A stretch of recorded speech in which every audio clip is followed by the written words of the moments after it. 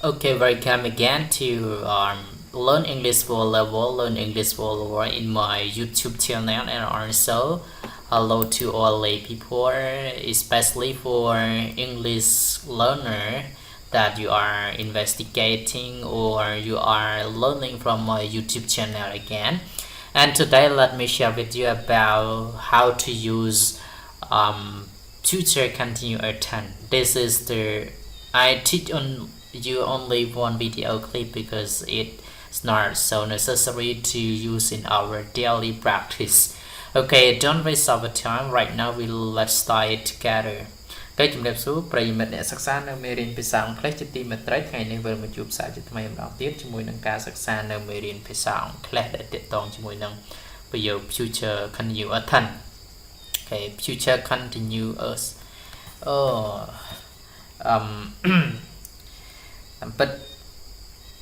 តាមពិតគឺ future continuous tense នេះគឺជាប្រយោគមួយដែលយើងត្រូវសិក្សាហើយវាជាប្រភេទនៃប្រយោគមួយដែលយើងប្រើប្រាស់ក៏ប៉ុន្តែវាមិនសូវជាចាំបាច់មិនថាមិនចាំបាច់វាចាំបាច់ក៏ប៉ុន្តែជាទូទៅកម្រឃើញមានអ្នកប្រើឥឡូវនេះយើងរៀនហើយខ្ញុំសូមកែពាក្យ continuous នេះសេចខុសហើយបងប្អូន continuous K O U sorry K O U S អូខេហើយខ្ញុំដាក់ទំហំវាយ៉ាងតូចបន្តិចមកអូខេចឹងបានហើយអូខេចឹង future continuous tense ឥឡូវយើងចាប់ផ្ដើមទាំងអស់គ្នាដូចតទៅបានចឹង future continuous tense ចឹងទម្រង់របស់វាបងប្អូនជ្រាបហើយគឺ form របស់វាមាន positive subject plus will plus shall plus be plus verb ing plus object ហ្នឹងទៅហើយ interrogative ខ្ញុំសេសកាត់ interrogative គឺទម្រង់ប្រយោគសំណួរ will ឬក៏ shall plus subject plus be plus verb ing and plus object ហើយ negative subject plus will plus shall plus not plus be plus verb ing plus object ដល់ពេល interrogative ឬ negative ប្រយោគហៅថាប្រយោគសំណួរបែបបរិសេធហ្នឹង want ឬក៏ shan't plus subject plus will subject plus be plus verb ing plus object អូខេនឹងទម្រង់បងប្អូនត្រូវចាំទម្រង់អាហ្នឹងដូចគណិតវិទ្យាអញ្ចឹងណាបងប្អូនអូខេបន្តទៅមុខទៀតអូខេ usages ការប្រើប្រាស់ម្ដង this tense is used to express an action that will be happening in the future by the time expressed or given ប្រយោគនេះគឺត្រូវបានគេប្រើប្រាស់ដើម្បីបង្ហាញអំពីសកម្មភាពមួយដែលវានឹងកើតឡើងនៅក្នុងអនាគតដោយប្រើប្រាស់ពេលវេលាដែលគេបានផ្ដល់ឲ្យ express or given មានន័យពេលវេលាការបញ្ជាក់ឬក៏ពេលវេលាមួយដែលគេបានផ្ដល់ឲ្យណាអញ្ចឹងបងប្អូនខ្ញុំសរុបន័យឡើងវិញគ្រាន់តែនិយាយថាប្រយោគ future tense continuous នេះគឺជាប្រភេទនៃប្រយោគមួយដែលគេប្រើប្រាស់ដើម្បីបញ្ជាក់ថាសកម្មភាពរបស់វានឹងកើតឡើងហើយប៉ុន្តែគេបញ្ជាក់ពីពេលវេលារបស់វាច្បាស់លាស់ទៅ on Sunday at 10 o'clock អញ្ចឹងគេប្រើ future continuous tense ហ្នឹងអូខេដើម្បីឲ្យច្បាស់យើងសិក្សាទាំងអស់គ្នា examples on Sunday morning I will be playing football នៅព្រឹកថ្ងៃអាទិត្យហ្នឹងខ្ញុំនឹងកំពុងហៅថាខ្ញុំនឹងលេង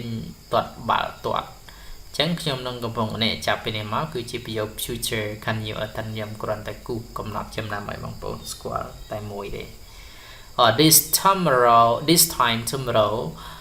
ម៉ោងនេះថ្ងៃស្អែកតើម៉ោងនេះថ្ងៃស្អែកឃើញទេបងប្អូន time expression ឲ្យគេវិញពេលវេលាហ្នឹងគេផ្ដល់ឲ្យមានន័យថាវាច្បាស់លាស់បញ្ជាក់ពីពេលវេលាច្បាស់លាស់ណាម៉ោងនេះថ្ងៃស្អែកយើងគាត់នៅបង្រៀនអង់គ្លេសតើណា at 9 o'clock tonight ម៉ោង9យប់ណាម៉ោង9យប់គេបង្ហាញ I will be watching TV ខ្ញុំនឹងមើលទូរទស្សន៍អូខេតទៅទៀតwhat will you be doing this tomorrow តើអ្នកឯងនឹងធ្វើអ្វីម៉ោងនេះថ្ងៃស្អែកឃើញទេគេបញ្ជាក់ this time tomorrow at the concert tomorrow Ben will be singing while Sarah will be dancing នៅឯ concert កន្លែងប្រគំតន្ត្រីថ្ងៃស្អែកបែននឹងច្រៀងនៅបទចម្រៀងបែននឹងច្រៀងចំណែកឯ Sarah នឹងរាំអូខេ I will be having a party for my birthday ខ្ញុំនឹងមានកម្មវិធីជួបលៀងសម្រាប់ថ្ងៃខួបកំណើតរបស់ខ្ញុំឃើញទេ for my birthday ហ្នឹងក៏និយាយថា expression របស់វាដែរ We will be leaving in 10 minutes ពួកយើងនឹងចាក់ចេញ10នាទីទៀតយើងចាក់ចេញ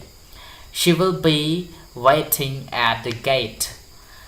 នាងនឹងរងចាំនៅឯរបង gate យើងប្រើ gate ក៏បាន hands ក៏បាន hand ហ្នឹងក៏របងដែរអូខេអញ្ចឹងគឺបងប្អូនដែលធ្លាប់រៀនមកពាក្យហ្នឹងដូចធ្លាប់ជួបហើយរបងអីចឹងពាក្យ gate I will be meeting Susan this weekend ខ្ញុំនឹងធ្វើការណាត់ជួបឬខ្ញុំនឹងជួបពិភាក្សា Susan នៅសប្តាហ៍នេះ They will be coming to see her soon ពួកគេនឹងមកជួបយើងឆាប់នេះ soon ហ្នឹងគេឲ្យឈ្មោះ time